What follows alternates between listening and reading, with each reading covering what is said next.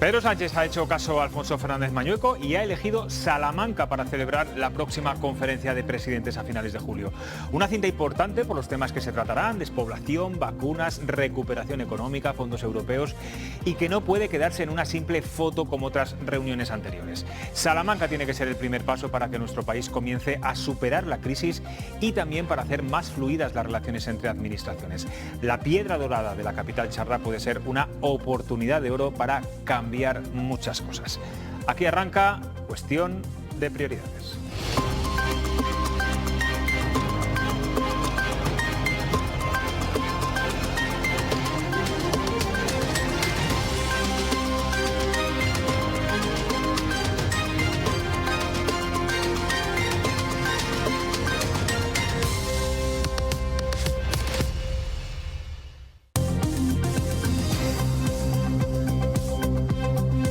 ¿Qué tal están? Buenas noches. Castilla y León anota hoy 4 fallecidos por COVID, la mayor cifra en mes y medio, y duplica el número de contagios respecto al lunes pasado. No son cifras para alarmarse, pero sí para no perder de vista de cara a este verano, sobre todo teniendo en cuenta que la variante Delta va a ser, según todos los científicos, la predominante en pocas semanas. Por cierto, que el brote de Mallorca también tiene ramificaciones aquí en Castilla y León. 12 casos confirmados de estudiantes contagiados en varias provincias. Otro asunto al que hoy de nuevo le daremos prioridad es al de las víctimas del terrorismo, y para ello entrevistaremos al director del nuevo centro memorial inaugurado hace un mes en Vitoria. Él es el periodista Florencio Domínguez, con el que hablaremos en unos minutos.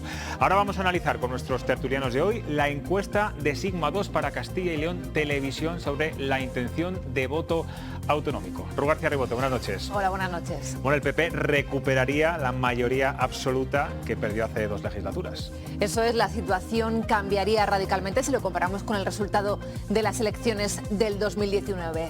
Lo vamos a ver ahora mismo. Por aquel entonces, en el 2019, el PSOE era el partido más votado. Si hoy hubiese elecciones, ese puesto sería para el PP. Fíjense, de 29 escaños, ahora pasarían a 43. El PSOE, sin embargo, pierde votos y, por lo tanto, pierde escaños. Se quedaría con 28 y, atención, porque la tercera fuerza más votada sería Vox, que pasaría de 1 escaño a 7. Ojo, porque Ciudadanos se queda sin representación en el Parlamento Regional, y eso que en el 2019 se hizo con 12 sillones. Unidas Podemos se mantiene al igual que UPL, mientras que por Ávila perdería a su único procurador.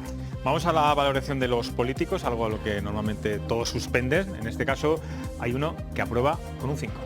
Exacto, el aprobado lo consigue el presidente de la Junta, Alfonso Fernández Mañueco. Los encuestados le dan un 5,1, pero sin embargo el suspenso se lo llevan el resto de políticos autonómicos.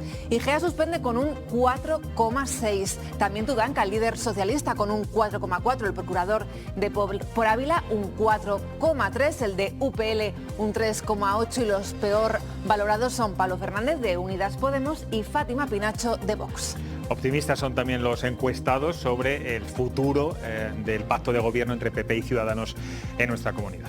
Sí, porque una amplia mayoría consideran que esa colaboración se va a mantener hasta el fin de la legislatura. La coalición entre Partido Popular y Ciudadanos seguirá firme hasta el final. Lo cree así casi el 65% de los encuestados. Justo lo contrario opina un 19%, y hay quien directamente no responde. Nos referimos a este 16%. Estos son los resultados del barómetro de Sigma 2, que también han querido valorar los líderes de la comunidad. El presidente de la Junta ha aprovechado los buenos resultados para sacar pecho de la gestión de su gobierno, mientras que la secretaria de Organización Socialista no ha querido entrar a valorar los datos de su partido, pero se ha ironizado sobre el adelanto y la victoria del PP en las encuestas. Estos resultados demuestran que las personas, los hombres y las mujeres de Castilla y León, no solo entienden, sino que comparten la gestión eficaz que hemos tenido que llevar a cabo durante la pandemia. Sí que me permitiré una licencia, y es que creo que a alguno se le está poniendo cara del expresidente del Gobierno, Albert Rivera, que ganaba siempre y arrasaba en las encuestas y perdía estrepitosamente en las urnas. Bueno, pues vamos a analizar estos datos y más temas con los tertulianos de esta noche. Guillermo Garavito, ¿qué tal? Buenas noches. ¿Cómo estás? Laura Ríos, jefa de informativos de la cadena COPE, ¿qué tal? Buenas noches. Y Óscar Sánchez, bienvenido, como Hola, siempre. ¿qué tal? Buenas noches. Bueno, ¿creéis que la gestión de la pandemia por parte de las comunidades, que han sido las que más decisiones han tenido que tomar durante este tiempo, están siendo bien valoradas por los ciudadanos? De ahí el buen resultado del Partido Popular en esta encuesta y del propio presidente Alfonso Fernández Mañueco. Laura, por ejemplo. Bueno, yo creo que en parte sí puede estar condicionada, porque además la encuesta se ha producido en un contexto de crisis sanitaria, en un momento en el que las comunidades autónomas han tenido que tomar el timón de esta crisis con un gobierno que en ciertas ocasiones ha demostrado estar totalmente ausente y que solo ha tomado el timón cuando había que dar las noticias más positivas dentro de esta crisis sanitaria. Y yo creo que en parte sí que tiene que ver un poco con ese papel que han jugado las comunidades autónomas y también, por otra parte, creo que no hay que dejar de lado tampoco el reflejo que está teniendo, que ha tenido los resultados electorales en la Comunidad de Madrid y ese efecto Ayuso que yo creo que se está reflejando no solo en la Comunidad de Castilla y León, sino también en otras comunidades autónomas también con intenciones de voto. ¿Te sorprende este resultado, Óscar? Bueno, no, la verdad es que yo creo que dentro de lo que es el pacto entre PP y Ciudadanos está claro que ha habido un ganador en ese pacto y un perdedor. De hecho, yo he estado haciendo algunas sumas, ¿no? y la suma de PP y Ciudadanos en el 2019 era 47%, la suma de PP y Ciudadanos en este sondeo es un 47,3%, es decir, solo hay 3 décimas de diferencia, en cambio el PP sale bastante beneficiado de este periodo, ¿no? Por cierto, en la suma de PSOE y Podemos tampoco hay una gran diferencia, hay una bajada de 3,7%, y hay un efecto interesante, y es que dentro de la izquierda Podemos sube y el PSOE baja, cosa que es algo que va un poco en contra de la tendencia que vemos en otros territorios de España, ¿no? Y que yo creo que habría ¿Está penalizando a Pedro Sánchez que en analizar. este caso? No lo sé, no sé exactamente cuál es el origen. Y luego también hay una cosa que me gustaría decir, que es que, bueno, quizás hay que relativizar bastante, en general todas las encuestas, pero en concreto pues esta, ¿no? Es decir, son 1.200 entrevistas telefónicas con un margen de error de un 3%, pues bueno, esas subidas y esas bajadas pues quedan bastante relativas. Yo creo que tiene el valor, como siempre, de ver tendencias, ¿no? Y bueno, pues hablar de asignación de escaños en una comunidad con 9 provincias, con circunscripciones provinciales, me parece que es un poco osado, pero bueno. Hablaba Óscar Guillermo de Ciudadanos, del papel de Ciudadanos. Según esta encuesta, desaparecería del hemiciclo de las Cortes. ¿Qué valoración haces? ¿Se debe a esa agonía en la que está la marca Ciudadanos? ¿A que Francisco Igea no está a lo mejor sumando demasiado hacia su partido? ¿O se debe incluso al propio Francisco No, sigue Igea, la tendencia nacional. Yo creo que esta debacle de Ciudadanos es precisamente la estela que ha dejado Inés Arrimadas de un partido que desaparece completamente en todas las encuestas, en casi todos los parlamentos españoles, empezando por el Congreso de los Diputados. Yo sí veo fiable esta encuesta, bastante más que el CIS de Tezanos, visto lo que acierta últimamente. Esta, si no me equivoco, es de Sigma 2, ¿no? Sí. Entonces, yo calculo que sí es representativa de por lo menos del ánimo de la sociedad. Es decir, yo creo que esta comunidad, el peso se lo han repartido bastante desequilibradamente. Quien ha estado más expuesto a los medios de comunicación constantemente para trabajar las malas noticias y también las buenas ha sido Francisco Igea, y si ni siquiera eso hace que Ciudadanos remonte, es que Ciudadanos está muerto políticamente. Claro, esos votos van al PP y vuelven, pero para mí lo significativo Vuelven al PP. Claro que vuelven al PP. Eran votos que ya eran del PP en su momento. No todos, porque ya nos hemos dado cuenta en muchas elecciones, por ejemplo en las anteriores nacionales, que esos votos que pierde Ciudadanos muchas veces los gana el PSOE, solo que aquí no sabe capitalizarlos. ¿Por qué? Por algo que para mí es evidente, que los castellanos y leoneses se han dado cuenta del fracaso que supone el Partido Socialista de Castilla y León, que mientras el resto están volcados con una pandemia, ellos precisamente son los que se dedican a presentar una moción de censura bastante estéril, que no recaba ni un solo apoyo, que hace 2 meses, no, mes y poco, estaban hablando de los indultos en las Cortes Autonómicas.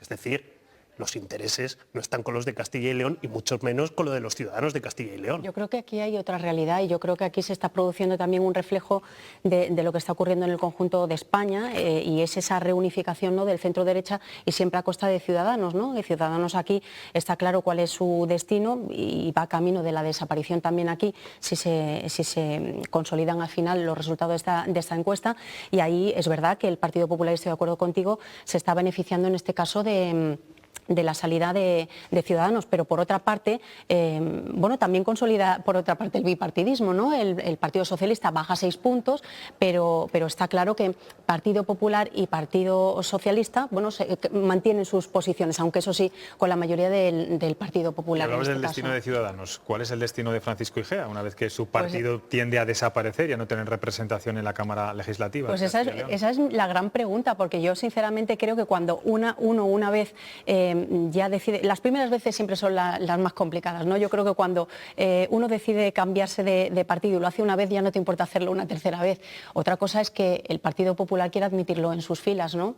Y quiera aprovechar esa imagen que quizá pueda estar erosionada de Francisco Igea, no lo sé, en esta crisis. De aquí a año y medio yo creo que vamos a tener en Castilla y León un mercado de fichajes bastante interesante. Es decir, hay muchos cargos de Ciudadanos que buscarán pasarse. Hombre, en principio no sé si al Partido Popular... Salvo María Montero creo que hay mucho... ¿Quién, perdona? Mucha cantera. Salvo María Montero creo que hay mucha cantera. Pero la verdad es que Ciudadanos es un partido que ya en su momento se hizo a base de descartes de otros muchos partidos y eso pues bueno pues... ¿Y esos volverán cada uno a su partido? ¿Se cruzarán? Pues no sabemos, es decir, habrá algunos que los periplos políticos a veces son muy, muy curiosos, ¿no? Pero bueno, a mí me gustaría destacar lo que he dicho desde el principio, es decir, que lo que es el voto de la derecha prácticamente no se mueve, es decir, es un 47%, sube 3 décimas. Lo único que, bueno, quizás en términos de escaños le pueda beneficiar por el hecho de no ir dividido, no presentarse dividido, pero yo creo que... Parece que es una situación bastante estable en el fondo. Yo creo que el voto de Ciudadanos, históricamente, no es un voto cautivo, o sea, no es un voto que viniera del PP y pasó a Ciudadanos. Es un voto volátil, sí. Se nutría de los dos espectros de los descontentos de unos y de otros, efectivamente. Entonces, lo que sí es significativo, que casi todo lo que pierde Ciudadanos, por no decir todo, pase al PP en Castilla y León. Y el voto socialista que estamos viendo en esta encuesta, siempre como decimos, es una imagen fija de un momento concreto que pierde 7 escaños y hay que recordar que en 2019 ganaron las elecciones. Os formulo a vosotros dos la pregunta que le hacía antes a Óscar. ¿A qué se debe? ¿A una especie de penalización hacia Pedro Sánchez o a que el Partido Socialista de Castilla y León, bueno, pues no lo está haciendo lo suficientemente bien como para que tantos votantes o esos votantes hayan perdido la confianza en este partido? Yo lo decía antes. Para mí es una muestra muy clara de que el Partido Socialista de Castilla y León está tocando temas que no le interesan a absolutamente nadie. Es decir, creo que la moción de censura fue, si no me equivoco, en el mes de marzo. Plantear una moción de censura en medio de una ola de la pandemia, cuando ni siquiera tenían los apoyos, como se demostró después, es una auténtica irresponsabilidad política. Creo que el único partido socialista que queda en España se parece mucho al PSC catalán, donde lo único que hay que hacer es llamar la atención desesperadamente. Y ahora que Tudanca está intentando que lo hagan ministro, o está en todas las encuestas como ministrable, ha dicho, a lo mejor si me parezco a Iceta, oye, a lo mejor así me hacen ministro. Óscar, por tu vinculación con el Partido Socialista, ¿qué sabes de la posible noticia de... Mi vinculación con el Partido Socialista en estos momentos es la de ser simplemente un militante de base. Bueno, ya Algo sabrás, de muy base. Ya sabes más que Guillermo, Laura y que yo. Seguro. Sinceramente, o sea, he estado mirando los datos de la encuesta y he dicho, bueno, ¿puede ser un problema de liderazgo? Y he dicho, pues no parece, es decir... ¿Tú crees que no?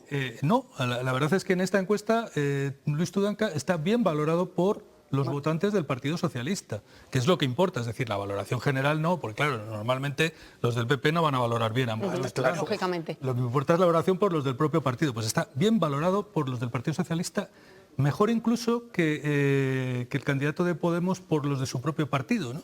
Pero mi pregunta es, pues, y sin como embargo, militante pues, socialista, Podemos ¿tú sube... consideras que dentro del Partido Socialista Luis Tudanca lleva el liderazgo del partido? Porque calculo que lleva bastante tiempo de retirada y desaparecido.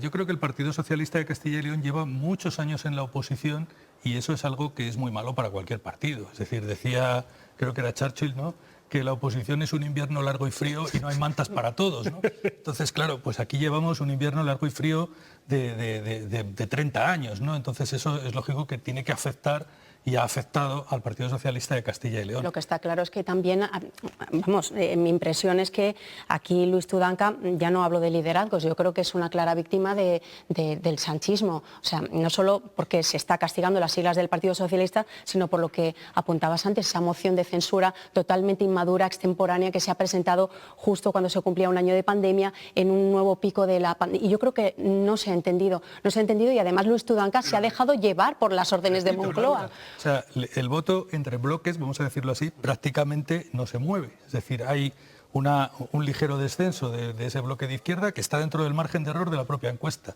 Es decir, yo no veo que haya un movimiento, salvo ese movimiento de voto entre Ciudadanos al PP, no veo que haya un movimiento telúrico que podemos hacer una. Permitidme, está siendo muy interesante. Yo iba a decir que podíamos hacer una porra. Muy interesante, pero tenemos al invitado ya escuchándonos desde otra ciudad de España. Vamos a hablar ahora con un periodista, con un colega de profesión. Él es Florencio Domínguez, experto en información sobre terrorismo. Ha trabajado en varios medios de comunicación y ha escrito diversos estudios e investigaciones sobre la banda terrorista ETA, y desde el pasado 1 de junio es el director del nuevo Centro Memorial de las Víctimas del Terrorismo, abierto en Vitoria, un lugar que trata de dar visibilidad a los que han sufrido esta barbarie y sobre todo concienciar para que no olvidemos nunca el daño que el terrorismo ha hecho y sigue haciendo tanta gente. Como decía en una entrevista que leía hace unos días, se trata de devolver la humanidad de aquellos que fueron asesinados para dejar de ser solo una estadística. Bueno, pues nos escucha desde Vitoria. Buenas noches. Hola, buenas noches. Bueno, lo primero que quiero preguntarle, porque es pura actualidad y usted es periodista, ¿qué le parece que ayer se rompiera la unidad institucional en torno al terrorismo tras la ausencia de PP y Vox y las principales asociaciones de víctimas en el acto de homenaje en el Congreso, como medida además de protesta por el acercamiento de etarras? Sí, es un episodio triste y doloroso, porque un acto como el que organiza el Congreso de los Diputados desde hace años es un acto que nace de la Ley 29/2011 de reconocimiento y reparación integral de las víctimas del terrorismo, que su artículo 60 establece que el 27 de junio será un día de homenaje a las víctimas, y ese artículo mandata a las instituciones públicas a organizar actos de recuerdo y de memoria de esas víctimas, pues que esa trayectoria se haya visto empañada por la división dentro de las asociaciones de víctimas, división dentro de los partidos políticos democráticos. Y el presidente de la Fundación Víctimas del Terrorismo, Tomás Caballero, en su discurso en el Congreso ayer, hacía un llamamiento a reflexionar sobre las causas de esa división para evitar que este problema que divide a asociaciones y partidos democráticos se repita más adelante. Y a usted, que ha estado muy cerca de todo lo que ha ocurrido con la banda terrorista ETA, ¿le chirría o le duele que las principales asociaciones de víctimas estuvieran fuera del Congreso y Bildu dentro, participando en este homenaje? Hoy en la prensa se publicaba un artículo del diputado Adolfo Suárez Illana, representante del Partido Popular, miembro de la mesa del Congreso, que ayer estuvo presente en el acto. Y es un artículo con cuya argumentación me identifico mucho, porque él expone su malestar por la presencia de los representantes de Bildu, representantes que siguen apoyando los homenajes a los terroristas en la calle, que no han hecho una mínima autocrítica sobre su propio apoyo al desarrollo del terrorismo durante años. Es decir, su presencia en un acto de homenaje a las víctimas sin haber reconocido mínimamente alguna responsabilidad, como mínimo política, en la violencia. Pues Adolfo Suárez expresaba su malestar hacia una dura crítica hacia los representantes de Bildu, pero decía que estaban amparados por la misma ley por la que dieron su vida a las víctimas. Y él expresaba las dudas que había tenido sobre si asistir o no. Para al final dice que tomó la decisión, teniendo en cuenta que era un acto institucional de las Cortes, que él era un miembro de la mesa de este órgano, estar allá presente y estar frente a los que representaban al representante de Bildu. Y para que para que viera que no se les dejaba el espacio libre, para recordarles que no son lo mismo las víctimas que los terroristas. Entonces, esta línea argumental de Suárez y Llana me ha parecido muy acertada. El centro que Sí, decía, el centro que usted dirige trata de mostrar la barbarie terrorista, pero todas, no solo la de ETA, también la de la huella del GAL, del Grapo, el yihadismo. Pero hay un lugar simbólico que imagino que estará siendo el reclamo de todos los que lo visitan, que es el Zulo, donde el burgalés José Antonio Ortega Lara estuvo secuestrado 532 días. ¿Qué sensación está teniendo la gente cuando entra en este habitáculo? Yo no sé si hay gente incluso que no se atreva a entrar. Pues la hay. Hemos encontrado personas que han llegado hasta la puerta del Zulo. Algunos han mirado por la puerta, pero no han dado el paso de entrar adentro, porque les angustiaba solo verlo desde la puerta. Y en efecto es uno de los elementos expositivos que más atracción está suscitando en el público.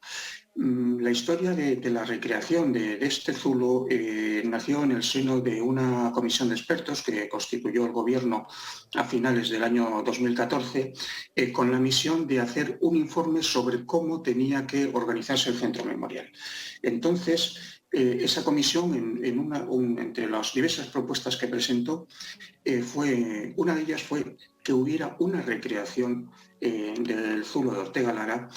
Hay que tener en cuenta que el funcionario de prisiones burgalés pasó nada menos que 532 días de sufrimiento en este lugar, un lugar oscuro con una humedad extrema porque el habitáculo estaba construido al lado del cauce de un río, sin ventilación, con la incertidumbre de no saber si saldría vivo siquiera, sin luz, con una luz artificial, que los secuestradores cuando querían castigar a los rehenes la dejaban apagada durante 24 horas.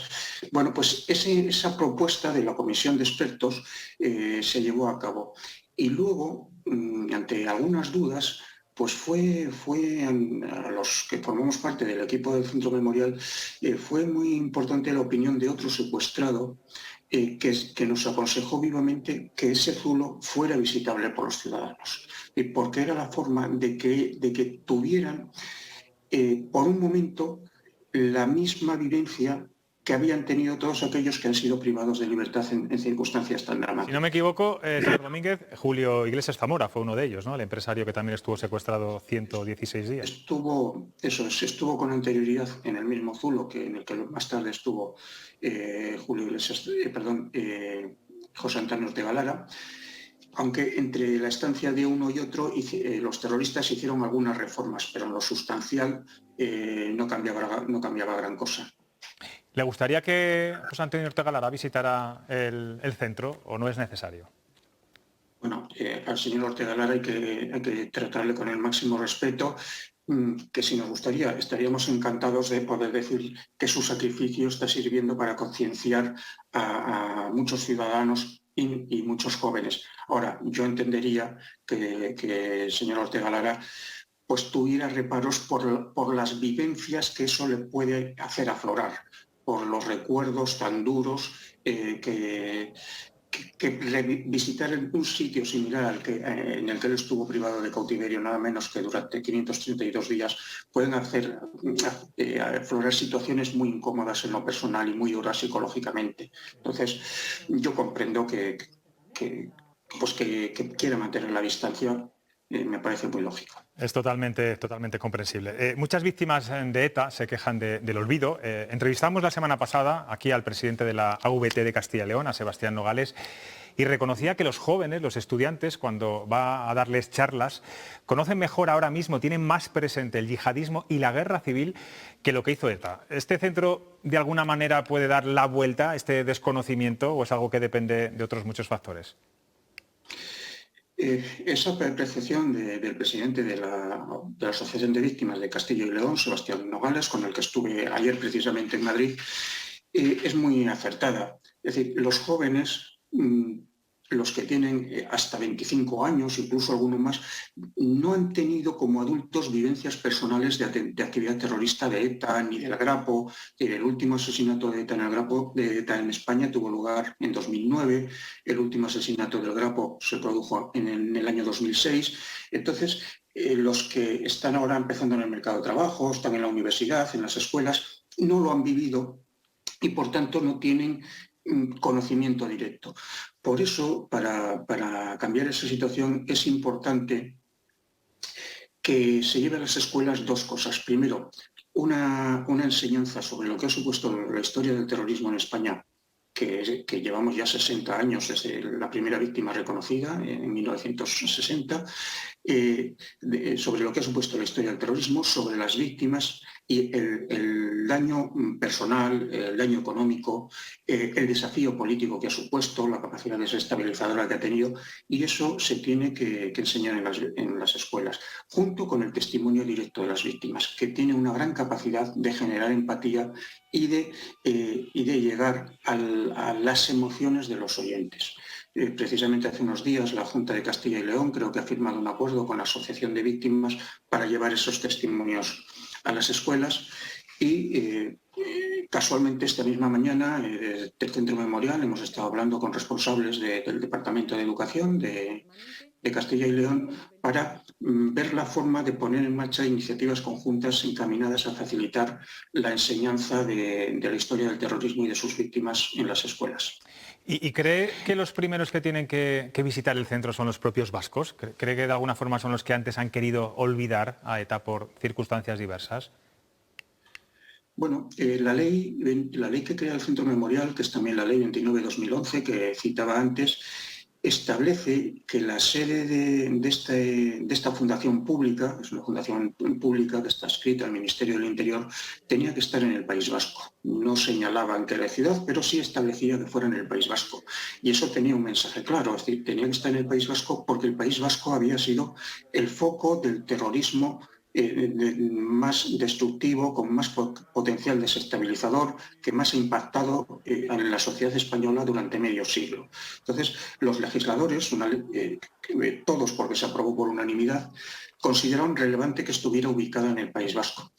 En el País Vasco, además, confluye un factor, que es que hay todavía sectores que o bien justifican el terrorismo pasado, aunque digan que hoy no lo apoyan, pero están justificando el terrorismo que se cometió. Entonces hay que tener una actuación especialmente para que las nuevas generaciones de jóvenes vascos no vean el terrorismo como una actividad romántica y quieran algún día emularlo y volver a las andadas. Señor Domínguez, de forma rápida y antes de pasar a nuestros invitados, a nuestros tertulianos, además del zulo de Ortega Lara, que tiene un significado, bueno, pues como ha dicho, especial y simbólico, ¿qué otro lugar o qué otro elemento está provocando, no sé si una emoción especial a los visitantes? Bueno, hay dos elementos expositivos, que los dos son audiovisuales. Uno es en el inicio del recorrido, es un audiovisual en el que se oye hablar, no se ven a las víctimas, pero se oye hablar a una decena de víctimas que van contando de forma breve, porque dura unos 10-12 minutos ese vídeo, que van contando su experiencia. Y hay muchos visitantes que salen de ese espacio con lágrimas. Y al final del recorrido hay otra producción audiovisual, que son vídeos domésticos de víctimas. Estamos viendo a aquellas personas que fueron asesinadas jugando con sus hijos, bañándose en la playa, en la boda de un familiar. Es decir, estamos viendo escenas domésticas de aquellas personas a las que les privaron la vida. Y eso también genera muchas emociones. Y entre medio hay una parte de historia, hay una serie de referencias sobre la historia del terrorismo, y hay otra parte de memoria. Es decir, una parte que contiene conocimiento y reconocimiento, y se conjugan los dos. Hay cartas de secuestrados escritas en el zulo, está el monopatín de Ignacio Echeverría con el que se enfrentó a los yihadistas en el puente de Londres, yihadistas que luego lo mataron, pero él salvó la vida de un policía, y tenemos elementos personales que acercan a la gente a las víctimas. Florencio, como te decía, tenemos aquí a tres tertulianos, te van a formular una pregunta. Guillermo Gravito, por ejemplo. Buenas noches. Yo quería preguntarle, tengo la sensación de que últimamente entre muchos partidos políticos y ciertas tendencias ideológicas se busca una equiparación de las víctimas en un discurso bastante perverso. Ello empezando por cuando el presidente del gobierno pidió perdón por los terroristas que habían muerto en cárceles españolas. Entonces, yo quería preguntarle si este centro memorial de las víctimas puede ayudar a no equivocar el relato, sobre todo cuando estamos viendo que cada vez más las víctimas del terrorismo y sus familiares han perdido espacio público porque lo que se está vendiendo es que de aquello ya hace demasiados años. Tenemos un peligro, que es que algunos alimentan la idea de una serie de sufrimientos compartidos. Todos hemos sufrido mucho, como hemos sufrido todos mucho y además las responsabilidades de ese sufrimiento están compartidas, es decir, resultan ser tan responsables los terroristas como los periodistas, como los responsables políticos, ¿no? En determinados ambientes más afines al mundo de ETA están vendiendo ese discurso que lo que busca es diluir las responsabilidades de la organización terrorista.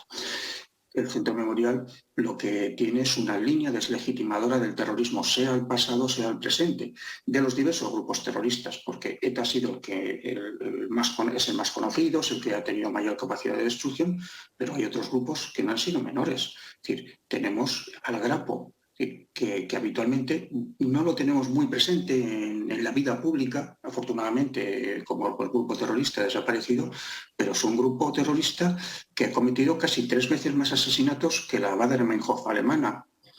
Y la Baader-Meinhof seguro que es más conocida que el propio Grapo, ha cometido más asesinatos que las Brigadas Rojas italianas. Es decir, hemos tenido un terrorismo muy potente en España y tenemos que crear conciencia en el conjunto de la sociedad y en particular en los jóvenes de que no hay justificación para imponer proyectos políticos por la fuerza a costa de vulnerar los derechos humanos.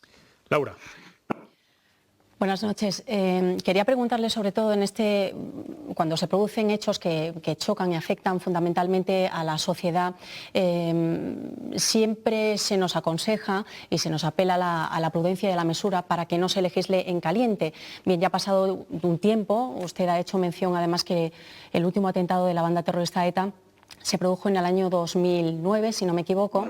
Y lo cierto es que ya ha pasado un tiempo suficiente como para que todos los partidos políticos se pongan de acuerdo y de una vez por todas tomen decisiones para dejar de blanquear a partidos políticos como Bildu y sobre todo tomen decisiones para zanjar ya ese acercamiento de los presos políticos y por otra parte, bueno, pues dignificar, ¿no?, la memoria de las víctimas y sobre todo, como usted apuntaba antes, también llevar, ¿no?, ese relato completo a los más jóvenes, a las generaciones más jóvenes.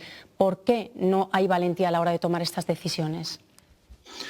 Bueno, se han tomado muchas decisiones y en la creación del Centro Memorial, que fue por consenso, se aprobó en 2011, pero no empezó a darse los pasos efectivos hasta 2015 y hecho andar en 2016, pues es una de ellas. Y desde el Centro Memorial estamos trabajando para reivindicar a las víctimas del terrorismo y estamos trabajando con las asociaciones de víctimas. Tenemos acuerdos con muchas asociaciones para hacer proyectos conjuntos, porque nos parece que nosotros no hemos venido a descubrir el Mediterráneo, que ellos estaban ahí y llevaban muchos años trabajando, no solo por sus derechos económicos, por sus reconocimientos sociales, por atenciones médicas, sanitarias, sino que estaban trabajando ya desde hace mucho tiempo por la memoria, porque quedase en la sociedad un relato que no justifique de forma retrospectiva el terrorismo de ETA. Entonces, estamos haciendo proyectos con las propias asociaciones de víctimas porque son nuestros mejores socios. Y vamos a seguir trabajando en esa línea. Hacemos actividades, hemos trabajado en un proyecto de preparación de materiales educativos para las escuelas, vamos a las universidades, estamos haciendo exposiciones. En este momento tenemos una exposición que está recorriendo España, ha estado en Madrid, en Vitoria, en Pamplona, ahora está en Valencia, irá en septiembre a Mérida y poco después queremos llevarla a Valladolid. Es decir, estamos haciendo actividades de concienciación social para que los ciudadanos, y vuelvo a insistir otra vez, sobre todo los jóvenes, sepan lo que pasó y lo que no debe volver a pasar. Por último, Óscar Sánchez, os voy a pedir un poquito de brevedad. Sí, buenas noches, muy brevemente. Bueno, lo primero, agradecer la labor del Centro Memorial, que creo que es muy importante. Yo creo que una de las peores cosas que pueden suceder es que se instrumentalice políticamente la memoria de las víctimas del terrorismo. Y es más, creo que también existe otro peligro, que no sé, yo me gustaría preguntarle si cree usted que hay un peligro de que las asociaciones de víctimas caigan en alguna forma de politización o entren en ese juego en el que muchas veces quieren meterle los partidos políticos. ¿Cómo cree usted que se podría combatir ese peligro? Bueno, las víctimas y las diversas asociaciones que los representan son plurales. Es decir, tan plurales como el resto de la sociedad. Y hay víctimas de todas las sensibilidades y hay asociaciones que no tienen ninguna o que no tienen ninguna marcada. Es decir, se ha destacado pues, mucho las asociaciones que estuvieron fuera del Congreso, y asociaciones relevantes y significativas, pero no se ha insistido tanto en que había otras 7 asociaciones y fundaciones en el interior del Congreso. Eso muestra que las asociaciones y las víctimas no son muy diferentes del conjunto de la sociedad, que tienen las parecidas tendencias en su visión del mundo, en su visión de cómo se tiene que organizar la vida pública. A lo mejor hay más coincidencias en algunos aspectos específicos que tienen que ver, por ejemplo, con el tratamiento de los terroristas, con políticas penitenciarias. Bueno, a lo mejor ahí hay ciertas diferencias o una inclinación más acusada a determinadas fórmulas que en el resto de la sociedad. Pero las asociaciones son, insisto, son plurales y, por otra parte, como todos los colectivos organizados, tienen derecho a desarrollar las actividades públicas que consideren convenientes. Igual que los sindicatos, igual que una asociación de regantes o de agricultores, pues se agrupan para defender sus intereses de la forma que consideren oportuno y hay que reconocerles también esa facultad. Pues Florencio Domínguez, desde aquí, desde Castilla y León Televisión, animamos a todos los espectadores a que vayan a Vitoria, visiten el Centro Memorial a las Víctimas del Terrorismo. Si son jóvenes y adolescentes, aún mejor, para cumplir un doble objetivo. Y muchas gracias por atendernos esta noche. Muchas gracias, buenas noches. Buenas noches. Ustedes no se vayan, porque nada, en 5 minutos seguimos con la tertulia. Hasta ahora.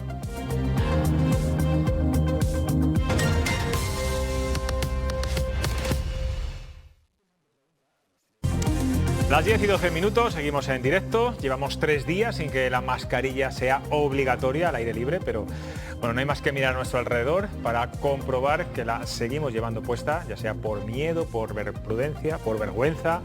Hoy les hemos planteado este asunto en Twitter y les hemos preguntado si se sienten más inseguros ahora que la mascarilla no es obligatoria. Pues ahí van a ver el resultado, les va a sorprender. Repartido a partes iguales, 50% sí, 50% que no.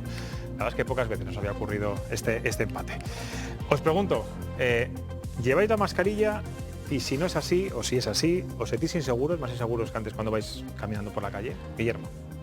Yo no la llevo cuando no hay aglomeraciones. Es decir, cuando salgo a pasear por la Mudarra y no hay nadie, que hasta el otro día era obligatorio, yo no la llevo. Cuando voy por la calle Santiago y está atestado, por supuesto que me la pongo, pero porque soy responsable. Y doy por hecho que la gran mayoría de los españoles les ocurre exactamente lo mismo. Entonces, yo lo que celebro es que por fin nos traten como adultos y nos dejen elegir. Laura. Yo la llevo, la sigo llevando principalmente porque no estoy vacunada, ni con la primera ni con la segunda, y además tiene que transcurrir un periodo de tiempo prudencial para estar totalmente inmunizada. Reconozco que me tranquiliza el hecho de ver, me sorprende ese porcentaje, porque yo veo por la calle, tirando un poco así abuela pluma, veo a un 80% de las personas con las que me cruzo con la mascarilla puesta. Eso me da tranquilidad. Bueno, las imágenes de fin de semana, la mayor parte de la gente con la mascarilla. Con la mascarilla, efectivamente. Yo creo que ha sido un poco prematuro, pero yo opto por llevarla y me genera tranquilidad, pero he de decir que en algún momento que me he cruzado con alguien que no la llevaba... ¿Le has mirado mal? No, yo no miro a nadie mal, pero bueno, llevo la mascarilla más potente, la más protectora, pero he de decir que es que, bueno, lo decía No lo digo yo, lo dice Fausto García, el inmunólogo salmantino, además de tu tierra. Lo dice, que es un acto reflejo, el estornudo y la tos. O sea, crúzate en una esquina con alguien que te tose y te estornuda sin mascarilla y no hace falta que te metas en una aglomeración ni te vayas a Mallorca de fiesta. Yo, sinceramente, creo que ha sido muy prematuro. Vamos a esperarnos un poquito. Óscar. Yo podría decir, como dicen algunos amigos, que me pongo la mascarilla excepto para hacer deporte, pero estaría mintiendo porque yo lo de hacer deporte, nada. Realmente. Bueno, me la pongo, sí, sigo poniéndomela. ¿Y te sientes inseguro cuando ves que hay alguien en estos días que no la tiene? No, me aparto simplemente. Bueno, eso está muy bien. Bueno, vamos a cambiar de asunto. Mañana es un día muy importante para Castilla y León. Se inaugura la 25ª edición de las Edades del Hombre, repartida en 3 sedes, en Burgos, Carrión de los Condes, provincia de Palencia, y Sahagún en León. 3 puntos claves del Camino de Santiago. Será, desde luego, la primera vez que el rey Felipe VI inaugure esta muestra. Pero a este acto le ha surgido una polémica. El alcalde de Carrión, de Ciudadanos, plantará al monarca en la Catedral de Burgos por no asistir también a las otras 2 sedes. Dice que es un agravio a la España despoblada.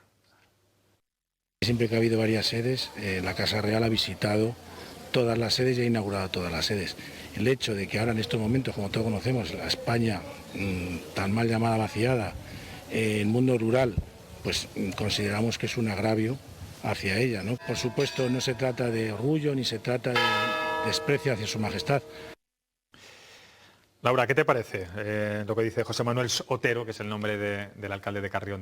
Yo, con todos mis respetos, yo creo que es una rabieta un tanto artificial. Yo creo que el alcalde en este caso se equivoca porque al fin y al cabo el que está agraviando a sus vecinos es él, no asistiendo a un acto institucional, que las razones tendrá la casa. Que asistirá a la inauguración de su pueblo, que será por la tarde. Exacto, de su pueblo, pero no al acto en el que va a estar presente su majestad. Entonces, yo creo sinceramente que se equivoca, no hay que tener la piel tan fina en este caso y bueno, yo creo que él quizá vendió la piel del oso antes de cazarlo y bueno, pues probablemente a los vecinos les dijera que el rey se iba a pasear por las calles, ¿no?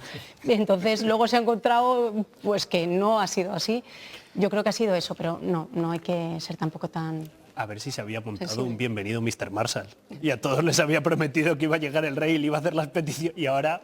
Iba a venir cargado de regalos, no sé. Yo sinceramente creo que demuestra cómo está nuestra sociedad. Es decir, cada colectivo tiene sus motivos para ofenderse y los lleva hasta el extremo. Esto es como si el rey un día hace una etapa del Camino de Santiago y al señor de al lado se le ocurre que es que como no visita su pueblo, el alcalde pues no va a ir a recibirle cuando llegue a Santiago de Compostela. Me parece que es un asunto muy de niños pequeños y de esta colectivización de ofendiditos que tenemos en España. Óscar, ¿cómo lo ves? Vamos a ver, yo es que siento una cierta solidaridad con el alcalde. Vaya, tengo que decirlo. No, vamos a ver. Pero por otro motivo. Si se organiza una muestra con varias sedes, eso tiene que ser real. No tiene que ser, voy a poner una sede importante, que es la que va a tener el tirón de todos los visitantes, y luego voy a poner otras 2 sedes un poco para disimular y para que parezca que estoy descentralizando la muestra en el territorio. Yo creo que seamos serios, es decir, al final, si queremos que de verdad contribuya a llevar visitantes, no solo a Burgos, que ya tiene muchos, sino también a las otras 2 sedes, pues hombre, podrían haber hecho un esfuerzo y haber intentado tener ese tirón, ¿no? Pero objetivo, por eso digo que el objetivo se consigue, efectivamente, el espaldarazo ya está con la presencia del rey. Que venga el rey a inaugurar las Edades del Hombre es el éxito, es decir, la marca Edades del Hombre va a sonar mucho mañana, claro. Y ya la gente cuando mire qué 3 sedes tiene, pero es que de todos modos... ¿Vosotros habéis mirado las distintas ediciones de las Edades del Hombre, dónde se han celebrado? Sí. ¿Y cuáles son las que las ha habido con 2 sedes. ¿Y cuáles son las que han tenido más visitantes y cuáles son las que han tenido menos? Es decir, las que han tenido más... Últimamente van a la baja. Últimamente van a la baja. Y luego, pues si queréis hablamos pero, Oscar, pero las que han tenido más son las que se celebraban en capitales. Es decir, pues bueno, por supuesto las primeras... Hombre, claro que es más sencillo atraer población. Igual en esta ocasión no conviene por un motivo, es decir, por eso capitales que tienen monumentos que ya de por sí atraen a un número importante de visitantes. Yo creo que no es simplemente por eso. eso, sino porque ¿Creéis, la ¿creéis que comunicación... repartir la sede en varios lugares, o sea, la exposición de las sedes del hombre en varias sedes? Tú lo decías antes, hace 3 años en las dos Medinas, Las también. dos Medinas, ha habido en varios Toro, sitios. que sí, que sí. ¿Eso es un error? ¿Eso bueno, puede ser beneficioso para más poblaciones? Es tratar de darle, yo creo que, nueva vida a un proyecto que ya lleva demasiado trote. Es decir, en algún momento, calculo que en Castilla y León, habría que pararse y repensar las edades del hombre. Pero como no íbamos por ahí, yo te iba a decir otra cosa, no, que es que, siendo objetivos, el hecho de que el rey no vaya hasta Carrión de los Condes es como si su majestad inaugura la Champions porque el primer partido es en España y luego le acusamos de que no va a todos los partidos de la competición. Hombre, creo que hay que tratar de ser un poco comprensivos en este tema. No habría pasado nada si el rey hubiera ido, o sea, si el rey fuera a... Lo que pasa es que de ahí a decir que es un daño a la zona no despoblada, en España un vaciada. agravio con la, claro, contra la... Bueno, pero es porque los políticos son muy exagerados cuando hablan. No. Pero sí que es cierto que, bueno, pues si hay varias sedes y si la voluntad es que de verdad queremos llevar visitantes, bueno, pues todo el esfuerzo que hagamos para intentar poner eso en valor, pues bienvenido. Pues yo Pero creo que realmente les falta. pensamos... Pues hubiera tenido una agenda pasa ajetreada nada. mañana el monarca, porque... Bueno, son 3 sedes, ¿no? Claro. En diferentes provincias, pero bueno, si lo tiene que hacer, lo hace. No será la primera vez que va a 3 sitios en un mismo día, ¿no? Pero es que yo calculo que el éxito o el fracaso de esta exposición no va a depender depende de eso, claro que que no. Felipe VI Claro que no. vaya precisamente mañana a Carrión de los Condes. Viene muy bien para reforzar la marca de España y De hecho, esta Burgos marca ya de lo las sedes tiene del hombre. hecho con el centenario de la catedral, año Y si no hubiera ido a jacobeo. Burgos, se estarían quejando ahora los burgaleses de la capital porque no. Si esto el caso es ofenderse, que es de lo que ya estamos cansados en España. El Hay que no se ofende provincias, por una cosa, por la comunidad. otra. Pero es que esto todavía no Pero, lo tenemos aprendido. No quiero ofenderme yo, quiero seguir adelante. Vamos a terminar ya, estamos terminando. Se habrán dado cuenta además de que hoy hemos descansado del tema catalán, no lo hemos abordado en nuestro programa, ni de indultos, ni nada por el estilo. Pero seguro que el Mesetarian Review no se olvida de él, son machacones con este asunto, así que vamos a ver su portada de mañana.